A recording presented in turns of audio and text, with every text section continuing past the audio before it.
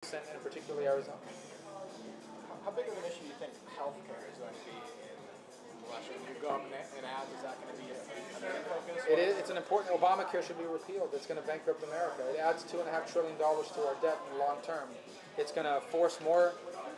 I think it's going to incentivize employers to pay the fine and get people off of employee-sponsored healthcare onto these exchanges that are going to be subsidized by taxpayers. I think it's going to increase the number of people on Medicaid, which is going to only add to the fiscal strain on the states and on the federal government. There are better solutions for healthcare than what's been passed. So I think there are a couple things that stand on their own that people like the pre-existing condition clause. I think there's widespread support for it. The idea that people up to the age of 26 should be allowed to stay on their parents' insurance plan has widespread support.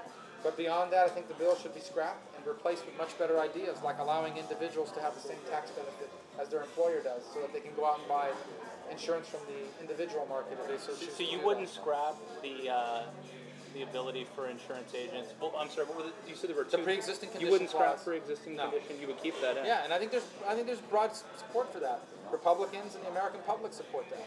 And I think there's support for the idea that up to 26 years of age, you should be allowed to buy into your parents' insurance plan.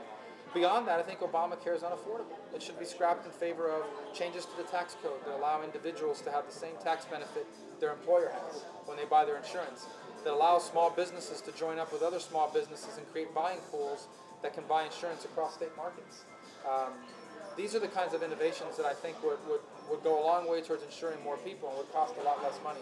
So I think we need to get rid of these other provisions of Obamacare completely and replace them with these simpler, cheaper, and better ideas. Not to